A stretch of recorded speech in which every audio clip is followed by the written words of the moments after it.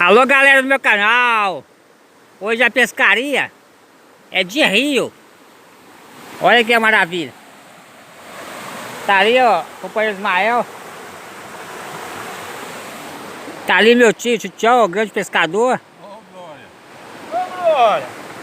Olha lá a paisagem.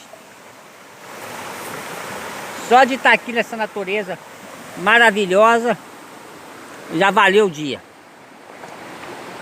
E tendo ação, a gente mostra pra vocês. Fiquem ligados. O primeiro da pescaria lá. Bonito lambari.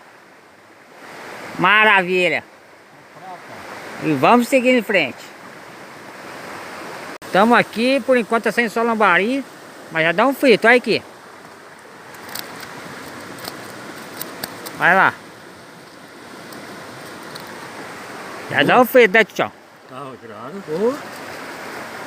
Já dá um tira-gosto, né? Já dá um tira-gosto. Mas outro peixe por enquanto não saiu não. Saindo a gente mostra pra vocês. O companheiro pegou um ali. Vamos ver o que é. Ó o companheiro.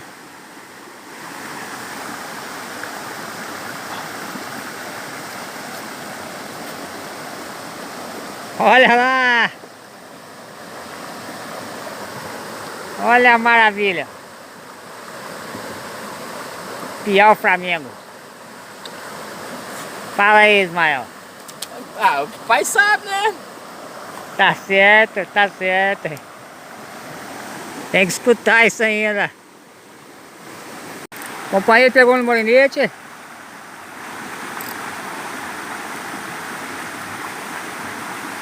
Vamos ver o que vai sair ali. Oh! E esse é grande, hein? Bom, Olha! Que maravilha! vai pegar no queijo. Olha só! Pegou no que, companheiro? Peidor de frango. No peito de frango. Piauzinho, Flamengo. Uma maravilha! Queijo prata no anzol, quanto joga no terceiro? Tá lá nosso gaúcho. Aí. Olha lá. Trazendo o rango. Assado ali no chão. Ah! Agora eu senti firmeza, hein? Eu tô achando que queimou a carne. Olha a maravilha. Olha aí. Oh! Olha só. Que maravilha. Aí. Vou parar de filmar, que agora é o hora da boia. Maravilha, viu? Saboroso. Olha aí. Mostra o meu caminho. Né? Olha lá. Essa é a melhor hora, né? Agrada? Fala aí, churrasqueiro. Bom, bom. Pensa no trem bom.